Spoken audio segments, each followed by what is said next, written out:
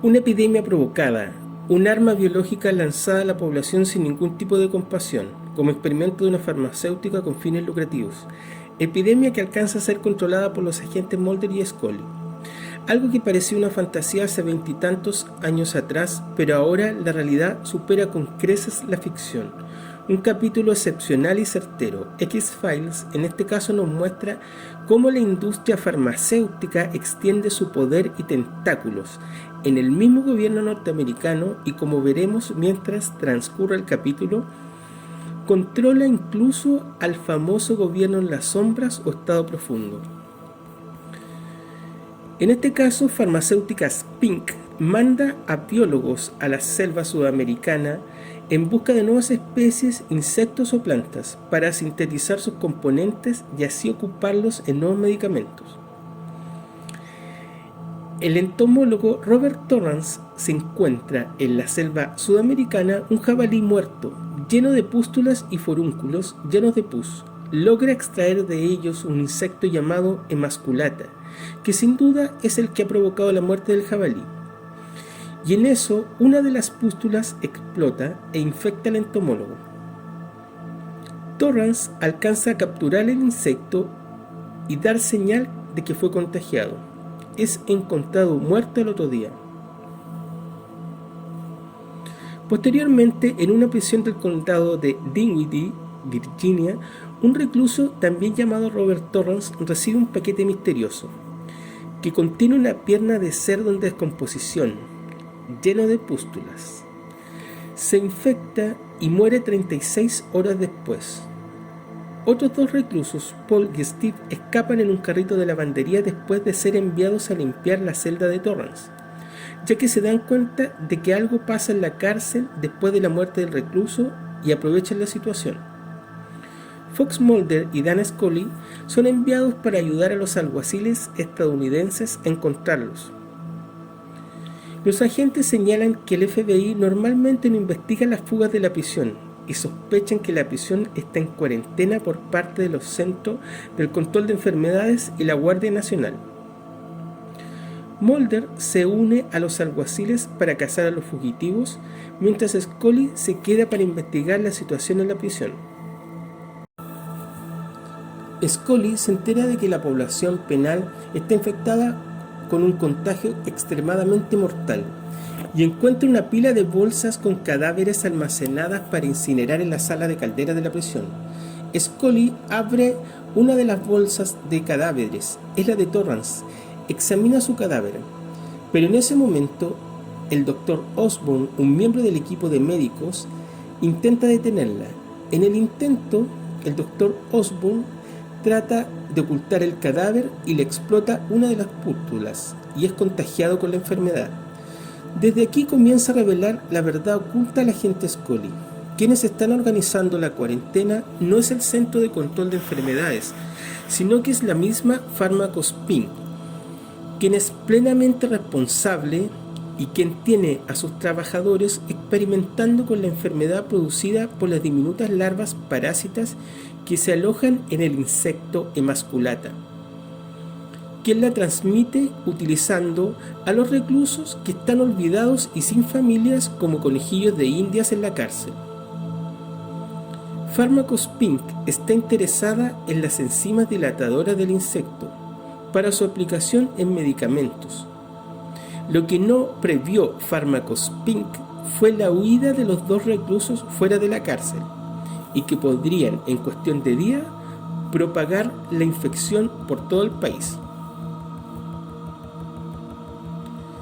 Después de esta introducción al episodio, podemos apreciar cómo funcionan las farmacéuticas, una de las industrias más lucrativas junto con la industria armamentista, quienes lavan su imagen pareciendo casi benefactores sociales al servicio de la salud, pero tras la cual se extienden las redes más oscuras y siniestras, ya que revisando esta selección de armas biológicas aplicadas a la población en la serie X-Files, nos vienen a la mente muchos aspectos similares a la pandemia del coronavirus actual, una enfermedad supuestamente exótica de los bosques chinos esparcida por el mundo.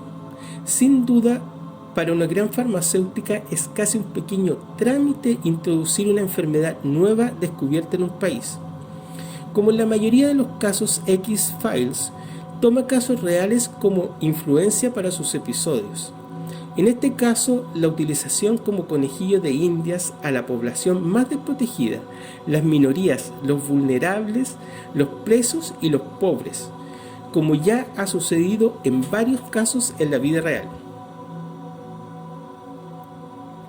Sin duda, de los casos registrados de experimentación en humanos, el premio mayor se lo llevan los nazis con monstruos como Mengele y los japoneses con monstruos como Shiroichi.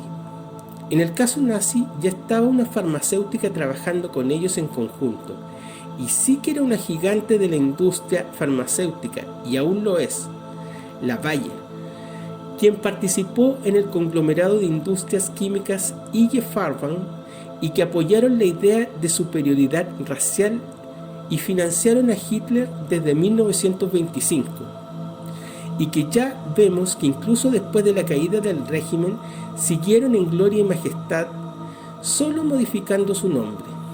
La Bayer, como IG Farben, produjo el terrorífico Ciclón B, que fue el nombre comercial de un pesticida a base de cianuro creado en Alemania, y es trágicamente famoso por su uso en la Alemania nazi durante el Holocausto para asesinar a millones de personas en cámaras de gas instaladas en campos de concentración y exterminio como Auschwitz-Birkenau y en el campo de concentración de Majdanek, entre otros campos. Esto como ejemplo de que como simples ciudadanos no podemos hacer nada contra una industria tan poderosa que financió un imperio del terror. Pero hoy en día la industria continúa, y solo centrándonos en lo que se refiere a experimentos con seres humanos y la creación de enfermedades para el lucro de las farmacéuticas, encontraremos muchos ejemplos. Para demostrar que este capítulo de X-Files se fundamenta en casos muy reales que ocurrieron en el pasado y actualmente se sigue experimentando casi impunemente, haré un resumen de casos emblemáticos y que han dado origen incluso a libros y películas sobre el tema. El experimento Tuskegee, sin duda uno de los casos más conocidos, porque en este caso fue el mismo Servicio de Salud de Norteamérica quien experimentó con sus ciudadanos de color, pobres de la misma Norteamérica. El experimento fue financiado por el Servicio de Salud norteamericano y la Fundación Rosenwald. El experimento se llevó a cabo desde 1929 a 1972 y consistió en ver la evolución de 399 pacientes de color de barrios pobres del condado de Macon, Alabama, que estaban contagiados de sífilis, Treponema pallidum, a los cuales jamás se les informó qué enfermedad tenían y se les inventó un nombre falso. La enfermedad era enfermedad de la sangre mala.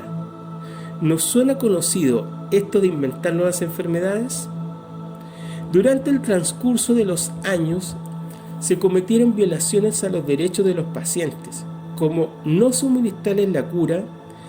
En ese entonces ya se usaba la penicilina. Complotaron con los hospitales haciendo un listado de personas que experimentaron para que no se les aplicara directamente ningún tipo de medicación, además de evitar el ingreso de los hombres de color jóvenes que tenían la enfermedad a la milicia, ya que ahí se aplicaba penicilina a los soldados enfermos de sífilis. Los médicos de la Universidad Tuskegee continuaban ya que recibieron financiamiento durante todo el experimento y como broche de oro se defendieron legalmente después de la Segunda Guerra Mundial, aduciendo que no se les podía condenar retroactivamente, ya que el Código de Nuremberg fue posterior al experimento.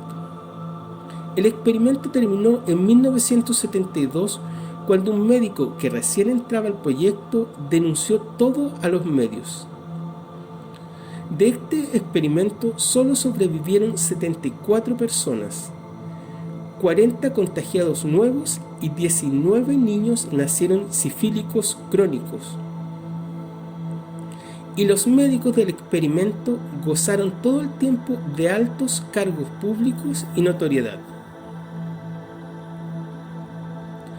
Hoy en día todo un continente, como es África, es el epicentro de la experimentación de las farmacéuticas. Los experimentos siguen en todo el mundo en realidad, en manos de la ingeniería social y el marketing, pero la pobreza, injusticia social extrema y los conflictos armados constantes hace que África, geopolíticamente hablando, sea tierra fértil para que la mayoría de las grandes compañías farmacéuticas tengan sus sedes de experimentación. Ya han existido grandes epidemias y aún persisten. Solo basta con mencionar el ébola, que tuvo sus últimos rebrotes el 2018 y el 2019. Las investigaciones confirman que las farmacéuticas aprovechan la gran cantidad de habitantes de África, utilizándolos como conejillos de indias para probar sus medicamentos antes de sacarlos al mercado. El caso del libro y la película El jardinero fiel trata sobre los ensayos ilegales llevados a cabo en niños nigerianos por empresas farmacéuticas. Lo que poca gente sabe es que la novela se fundamentó en un contexto real. El año 1995 había una terrible plaga de meningitis en Nigeria y la empresa farmacéutica Pfizer se ofreció a repartir ayuda humanitaria, pero lo que realmente hizo fue un ensayo clínico del antibiótico experimental Trovan. En teoría se requería el consentimiento informado para realizar el experimento, pero el gobierno de Nigeria dijo que todo se hizo sin el consentimiento de los pacientes. Además, según la denuncia interpuesta, Pfizer manipuló datos para que se pudieran realizar los ensayos clínicos. Finalmente, el resultado del ensayo Trovan, se llamaba así por la región donde ocurrió, Trovan de Kano, terminó con la muerte de 11 niños y graves malformaciones en otros 200, los cuales pertenecían a las familias pobres. A Pfizer la condenaron a pagar por las muertes ocurridas, pero solamente tuvieron que ofrecer unas pocas indemnizaciones económicas. En este caso, ocurrido en 1995, los responsables del experimento siguen en muchos cargos dentro de la farmacéutica.